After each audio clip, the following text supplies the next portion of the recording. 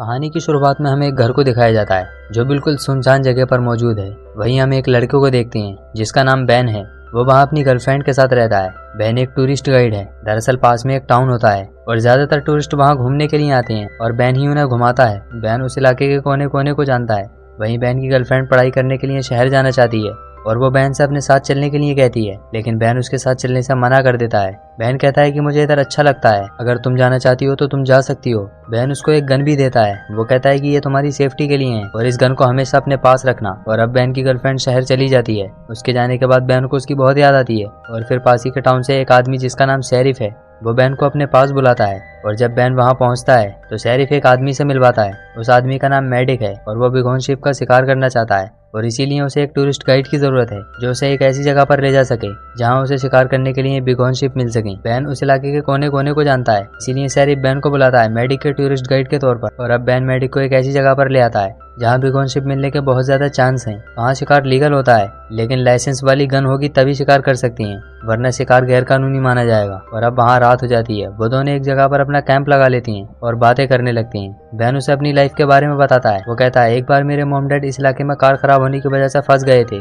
और मैं भी उनके साथ था, लेकिन तब मैं बहुत छोटा था, लेकिन बहुत मुश्किलों के बाद हम बच गए। अब वो वहीं सो जाती हैं और अगली सुबह शिकार करने के लिए निकलती हैं। मैडिक एक जगह पर अपनी गन को चलाने लगता है। बैन उसे देखकर समझ जाता है कि मैडिक के पास जो गन है वो बिना लाइसेंस की है, लेकिन फिर भी बैन उससे पता करता है कि तुम्हें लाइसेंस किसने दिया। मैडिक कहता है कि मेरे पास लाइसेंस नहीं है, लेकिन मेरे पास बहुत सारे पैसे हैं और इस वजह से मुझे लाइसेंस की कोई जरूरत नहीं। और फिर मैडिक बैन को कुछ पैसे देता है जिससे बैन भी कुछ नहीं बोल पाता, जबकि वो जानता है कि बिना लाइसेंस वाली गन से शिकार करना गैर कानूनी है। लेकिन इसके बावजूद भी बैन मैडिक से कुछ भी नहीं कहता और अभी आगे बढ़ने लगती हैं और एक ऊंची चट्टान वाली जगह पर आ जाती हैं जहाँ बैन शिकार ढूंढ रहा होता है। लेकिन बहुत देर होने के बाद भी बैन को कोई शिकार नहीं दिखता। वहीं मैडिक बार बार बैन को डिस्टर्ब कर रहा होता है और एक जगह पर गोली चला देता है, जबकि बैन ने अभी तक उससे गन चलाने के लिए नहीं कहा था, लेकिन इसके बावजूद भी वो गन चला देता है। और जब ये वहाँ पहुँचते हैं तो देखते हैं कि वो गोली एक बूढ़े आदमी को लग चुकी है। अब मैडिक बहुत ज्यादा डर जाता है क्योंकि वो जानता है कि उसने क्राइम किया है। बैन उस बूढ़े आदमी को बहुत अच्छे से जानता है क्योंकि वो पास ही के टाउन का है और अब बैन उसकी मदद करना चाहता है। वो तेजी से कार के पास आता है।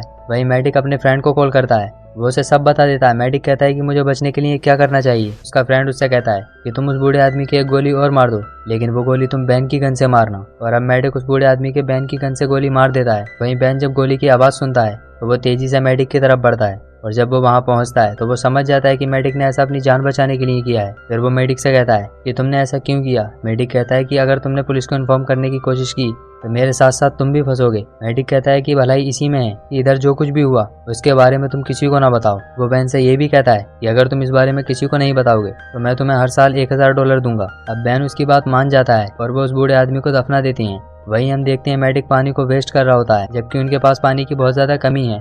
बैन को ये अच्छा नहीं लगता। बैन के पास एक डिवाइस होता है जिससे वो शेरिफ से संपर्क करना चाहता है। वो बहुत खामोशी के साथ शेरिफ से संपर्क करने की कोशिश करता है, लेकिन मैडिक उसके ऊपर गन को पॉइंट कर देता है। वो कहता है कि तुम्हारे और मेरे बीच एक डील हुई थी, लेकिन तुमने उस डील को तोड़ दिया है। मैडिक बैन से कहता है कि अपने कपड़े उतारो और पैदल ही अपने घर की तरफ बढ़ो। मैडिक जानता है इस तरह से वो कभी भी अपने घर नहीं पहुंच सकता, बल्कि गर्मी की वजह से उसकी मौत हो जाएगी और उस बूढ़े आदमी के मर्डर का इल्जाम भी बैन पर आ जाएगा क्योंकि उसकी एक गोली बैन की गन से भी लगी होती है। और अब बैन को मजबूरी में आगे बढ़ना पड़ता है क्योंकि इसके अलावा उसके पास कोई और ऑप्शन नहीं है। इस बंजर इलाके में जहाँ टेम्परेचर बहुत ज्यादा है वो नंगे पैर आगे बढ़ रहा होता है और वो भी बिना कपड़ों के। वहीं मैडिक उस पर नजर रखे हुए है। वो तब तक वहां से नहीं जाएगा जब तक बैन की मौत न हो जाए। बैन लगातार आगे बढ़ रहा होता है और जब उसके सामने पोल नंबर 277 आता है तो वो वहां से गायब हो जाता है। दरअसल वो वहीं एक छोटी सी खाई में आ चुका है और उस खाई में एक कैप भी होती है जो उस बूढ़े आदमी ने बनाई थी। बैन उसके अंदर आ जाता है। उस कैप के अंदर खाने पीने की बहुत सारी सप्लाई होती है। इसी कैप में बहुत सारी फोटो भी लगी होती हैं, जिसमें एक फोटो बैन और उस बूढ़े आदमी की भी होती है। दरअसल वो बूढ़ा आदमी और बैन एक दूसरे को बहुत अच्छी तरह से जानते थे।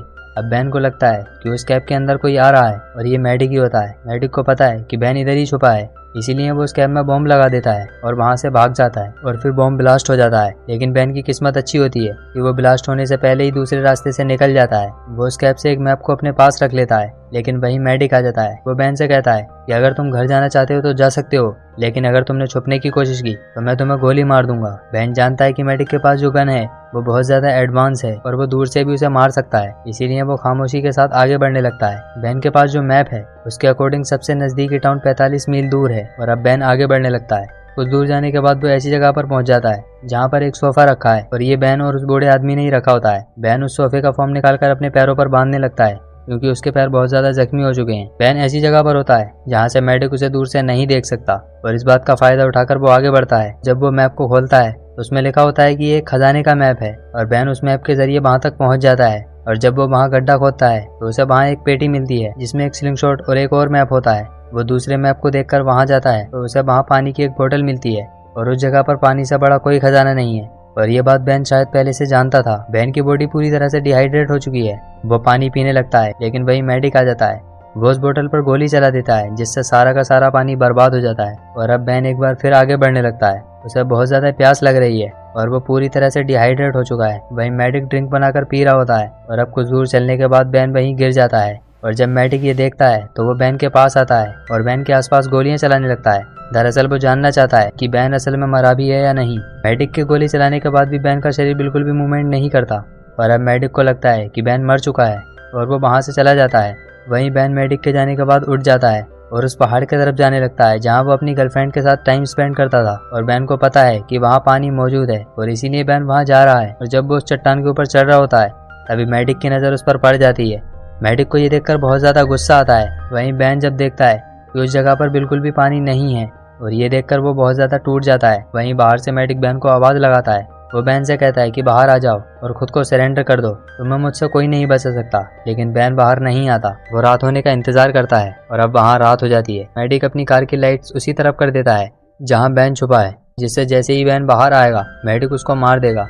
वहीं बैन दूसरे रास्ते से बाहर आ जाता है। वो देखता है कि मेडिक अपनी कार से कुछ दूरी पर खड़ा है। इस बात का फायदा उठाकर बैन उस कार से अपनी जैकेट निकाल लेता है और जब मेडिक कार में वापस आता है तो वो समझ जाता है कि बैन इधर आया था और उसे पता चल जाता है कि बैन उसकी कार के पीछे छुपा है। इसीलिए वो कार को स्टार्ट कर पीछे बढ़ा देता है लेकिन बैन किसी तरह से बच जाता है और पत्थरों के पीछे छुप जाता है। बैन के पास जो स्लिंग शॉट होती है वो स्लिंग शॉट पर उस पर निशाना लगा देता है और सीधा मेडिक के सिर पर लग जाता है, जिससे मेडिक बेहोश हो जाता है। और जब उसे होश आता है तो वो देखता है कि बैन ने उसे रस्सियों से बांध दिया है और अब बैन उसे शेरिफ के पास ले आता है। बैन शेरिफ को सब कुछ बता देता है और अब मेडिक का जुर्म पूरी तरह से साबित हो चुका है। वहीं मेडिक कहता है कि मुझे वॉशरूम जाना है और जब वो वॉशरूम में जाता है तभी कुछ देर बाद बैन और शेरिफ को हेलीकॉप्टर की आवाज़ आती है और जब ये दोनों वहां पहुंचते हैं तो देखते हैं मेडिक एक हेलीकॉप्टर में है और वहां से भाग रहा है। दरअसल मेडिक के पास जो स्मार्ट वॉच थी उससे उसने अपने फ्रेंड को इन्फॉर्म कर दिया था। मेडिक वहां से भागने में कामयाब हो जाता है। वहीं हम बैन को देखते हैं जो अब इधर से शहर जा रहा है और वो अपनी गर्लफ्रेंड के पास आ जाता है। वो उसे सब कुछ बता देता है जो कुछ भी उसके साथ हुआ। बैन उससे कहता है कि मैं अब उस काम को छोड़ चुका हूँ और अब मैं कहीं नहीं जाऊंगा, अब हम साथ में रहेंगे। और जब वो उसी रात सो रहे होते हैं तभी बैन को सपना आता है कि मेडिक उसे शूट करने वाला है और जब उसकी आंख खुलती है तो वो देखता है कि उसके आसपास कोई नहीं है। लेकिन तभी वहाँ सच में मेडिक आ जाता है। वो बैन से कहता है कि पिछली बार तो तुम बच गए लेकिन इस बार तुम्हें मुझसे कोई नहीं बचा सकता। वो बैन को शूट करने ही वाला होता है लेकिन तभी बैन की गर्लफ्रेंड मेडिक को शूट कर देती है। दरअसल बैन ने जो गन अपनी गर्लफ्रेंड को दी थी वो उसे हमेशा अपने पास रखती है और उसी गन से उसने मेडिक को शूट किया है। और इसी के साथ हमारी ये फिल्म खत्म होती है। तो कैसी लगी आज की हमारी ये कहानी कमेंट करके ज़रूर बताएं और चैनल को सब्सक्राइब करना ना भूलें और वीडियो को लाइक भी ज़रूर कर दें। आपके एक लाइक से हमें बहुत ज़्यादा मोटिवेशन मिलता है, तो अपने भाई के लिए इतना तो कर ही सकते हैं। चलिए मिलते हैं किसी और नई वीडियो के साथ।